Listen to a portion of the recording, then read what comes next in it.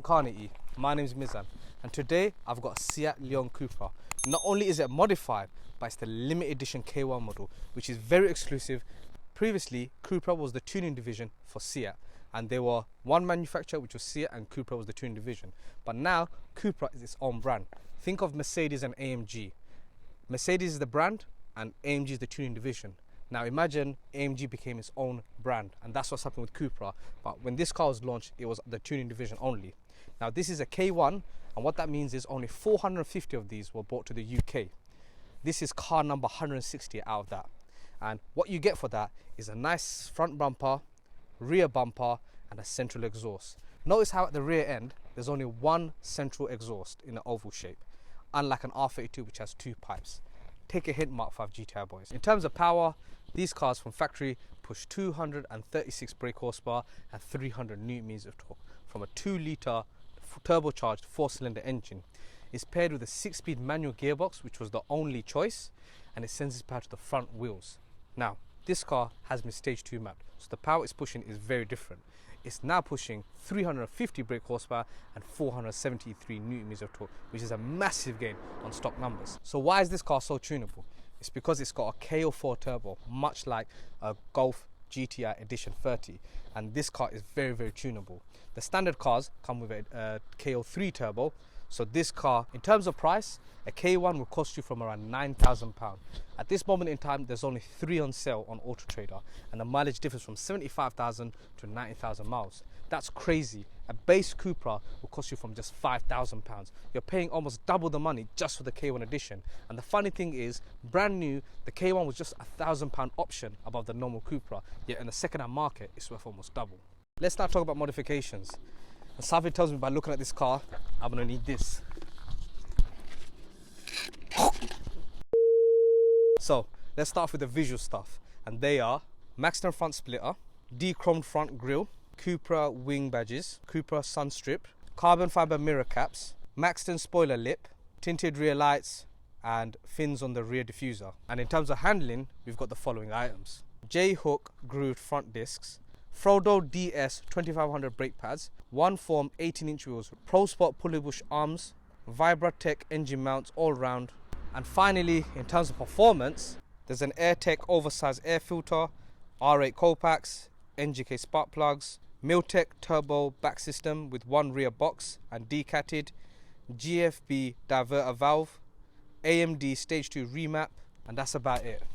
I think it's time we get this out on the road and see how capable it really is.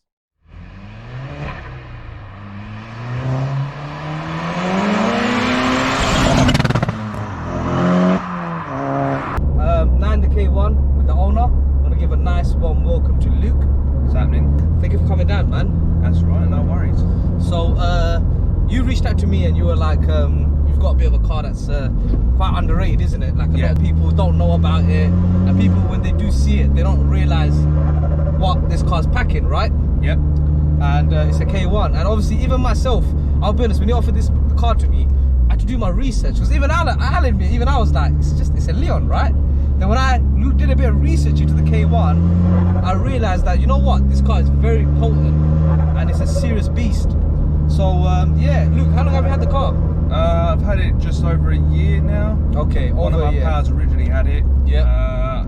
I was originally looking at a F20 135 originally. I will say this to you right now, this car has had a lot of money spent on this car, because it's a 2008 car. Yep. Red paint, lacquer peel, is a real problem on any old car, let alone a red one. So I can't even imagine the work that's gone into making this car look as fresh as it does. Yeah, I mean, since I've had it, I've had the back bumper repainted. Yeah. I've had the driver's side done. So honestly, the car looks amazing for its age.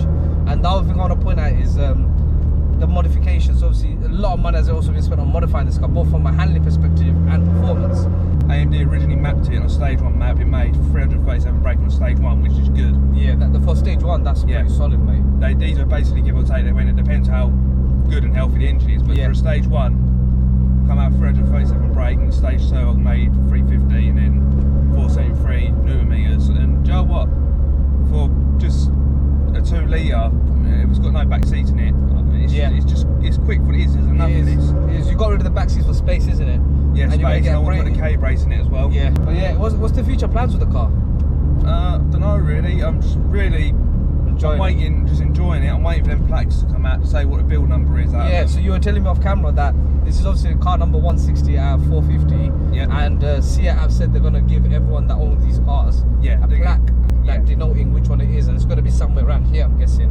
And that's gonna obviously give it its mark and should probably push the value up. You're saying? Yeah, push the value up. As soon as they bring them plaques out, it's going to go up in more value. Yeah, because out of the 450, how many of them are still technically on the roads? What's your thoughts on the Edition 30? I mean, that's something that a lot of people, although it's very similar, people don't actually compare. I like them for the DSG. You do like them? I like Edition 30s for the DSG. Yes. And that's close. So, what's your thoughts on comparing this to Edition 30? I don't mind Edition 30. The only thing I like about it is the DSG gearbox. Yeah, how come this car is only manual when it's technically the same as a... You could get a DSG on the normal Cupra, can't you? I don't know why they didn't do a DSG box. I think you can get them in the K1. You can, but you can't get them in a K1. Yeah, but I do like the Edition 30s. Yeah. The thing is, I've nearly bought an Edition 30 myself. I nearly bought one of them as well. Yeah. Because I was originally, before I bought this, I was looking at another S3, an Edition 30 or 135i. Because the S3 actually has got KO4 turbo as well, doesn't it? Yeah. So S3, Edition 30s and these all share the same engine, same turbo setup, basically the same running gear. Yeah, it is. And same with the Mark 6 Golf R. Mark 6 Golf R share the same engine. It's just 4-wheel drive. Yeah, Howdick system. Yeah, no, that's really cool, man. I just like when you deep it, they're all similar cars, just a few things different. And to be fair, like with this as well. This is I love the look of this. The body kit on the K1 just gives you such a fat look. You've got the rarest of the three, and I have to admit, I'm not the biggest fan of a Leon of this generation, if I'm honest. But the Cupra looks stunning. Oh wow!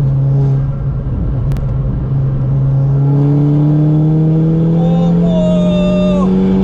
Ben! Woo! The way that boosts is incredible. It's quite vicious, to be fair. Yeah, it's considering it's only stage 2 and ain't even stage 2 I think this is my first KO4 car. And damn, I have to say, that is completely different to a KO3. The way... Whoa! Woo! Damn.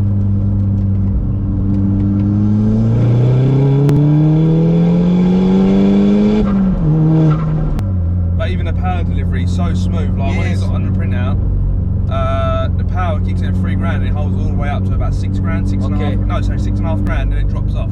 Yeah. So power's just constantly there. Yeah, if you're in the right gear, you're always going to be right in the sweet spot. 3rd and 4th gear is his main bit. As soon as I hit $3 grand now, it's just... I don't swear a lot on car Nitty, but damn. And then you've got the flower as well. I just love the flower. That's one thing that I won't get bored of ever.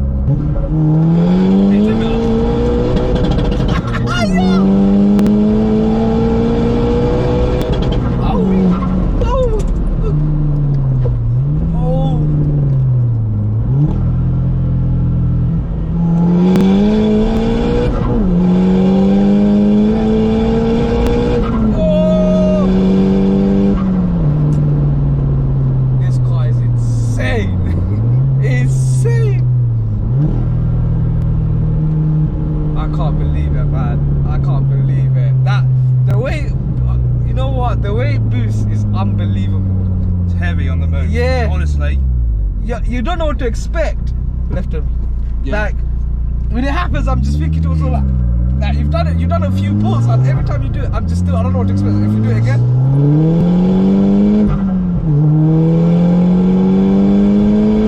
It's just so aggressive.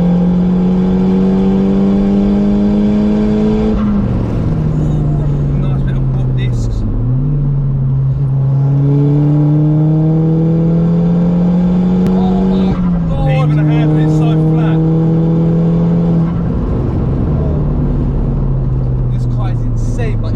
Brakes are not well equipped to deal with that power though. No, the discs are warped. They need really new discs on them. I was gonna say a lot of juddering. Yeah, that's when I went around Snail and it's just completely sharp. Yeah. But the way this car pulls though is unbelievable. Unbelievable.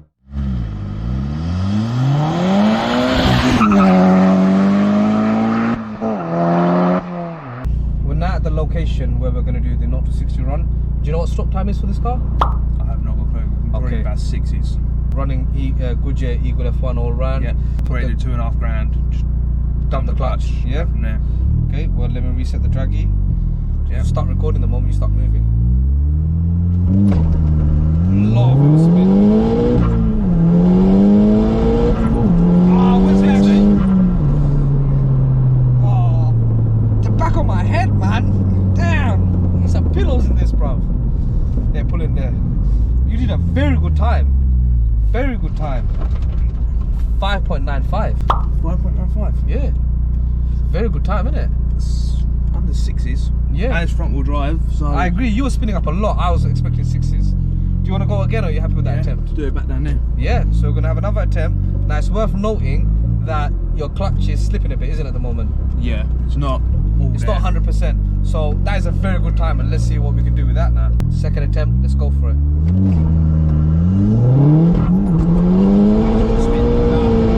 That ain't it. That ain't it.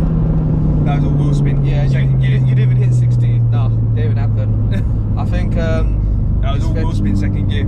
Yeah, it's fine, man. 5.95. I'll do one more go quick. He's not having it. Third attempt, let's go.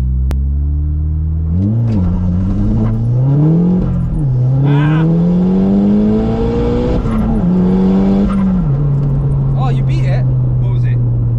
5.90 by 0.5. That's right. Half attempt. I'd like to know what these make standard. Yeah. I'm guessing 6s. I would late assume 6s. so. I would assume so. I'd assume 60s as well. Yeah, I'm guessing they make late 6s as stock. Yeah. I don't know what they make. My head hurts. My head genuinely hurts. You banged my head. Oh, that hurts, man.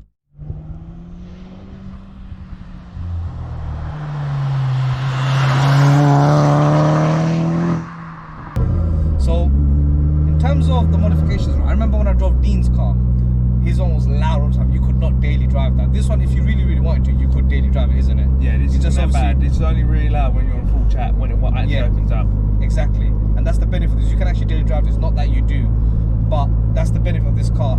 Yeah. The seats, I don't think they're that comfortable though. There's not a lot of support. I mean, when you're doing those 0 to 60 runs, you are really throwing me around. What's your thoughts? To be fair, I like the fact that they're like bucky. They look good, Yeah, 100%. But I don't think they well, the brakes are really sensitive.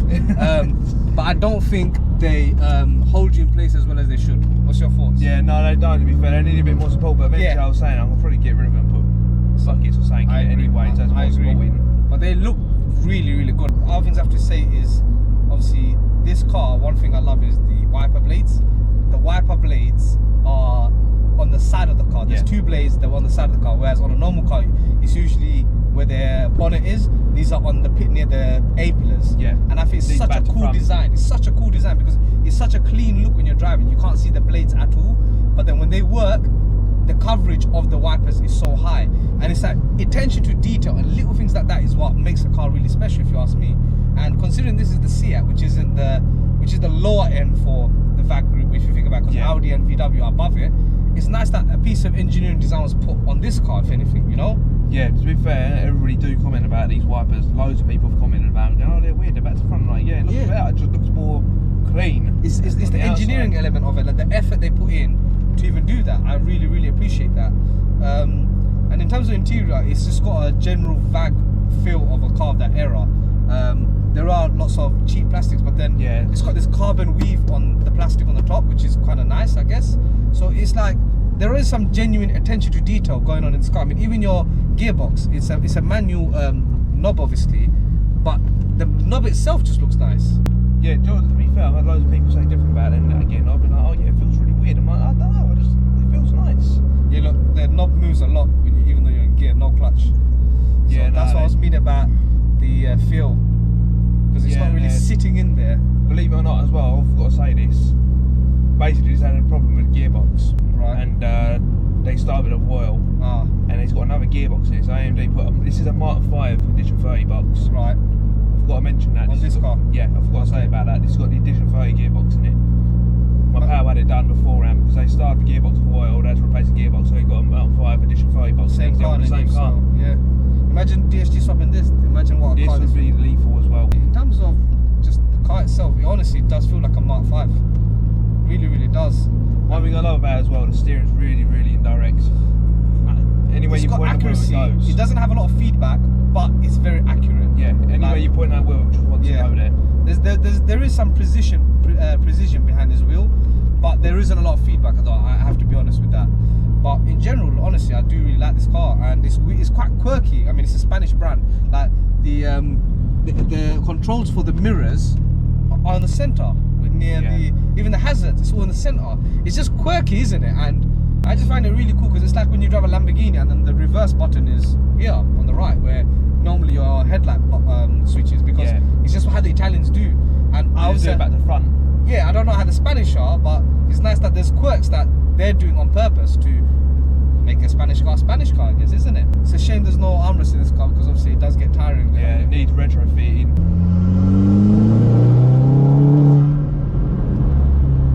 You're right, 3,000 RPM, isn't it? It's yeah, £3,000, that's when the boost comes in. Before that is literally dead. The car's literally dead. It's like NA.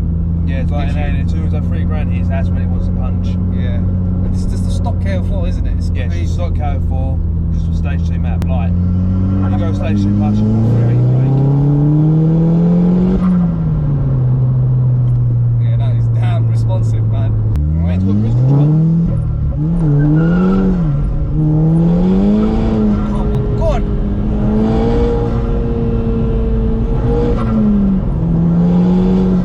Whoa, you know what? I have to look at the speedo to realise how fast I'm going. That is insanely fast. It's a lot of freedom.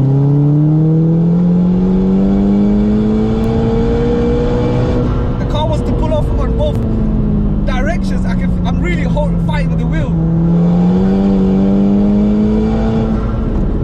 You know what? This ain't like Dean's car. Do you know who's got this? I don't know if you saw the video I did of a Bath 500. No, I didn't see that. That guy's car is very similar to this. But he's only pushing 185. This at 300, almost double the power. I just let him get on with their own devices. Yeah. Bottoms out around here somewhere. Yeah. Yeah.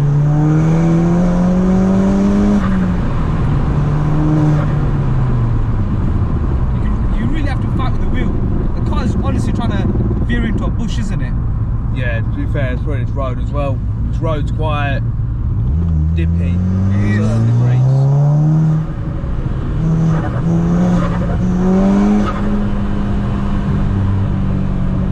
Honestly, this car is an animal, and I can honestly see the manual gearbox makes all the difference. But they could have put a DSG in here, 100%. Yeah, no, 100%. They could have fit a DSG. I have to brake a bit early because the car is juddering so much. I mean, luckily it's not a hot day. 2 and 3 is always the best gears to be in. Yeah. This car is genuinely so powerful that it's 3 and 4. That says a lot about the car. You know, the way the boost kicks in, because second gear is too high. You're at the red line already. Second gear, yeah, it just spins as well. Third gear, it's got to go. Exactly. Third gear, as soon as it hits £3,000, you're It up. wants to fly. This is a proper driver's car, man. Fair play to it, man. Honestly, I've had the 8P, I've had a 300 brake ST. By far, this is the best car I've owned. Yeah, I can honestly see why. It's so underrated.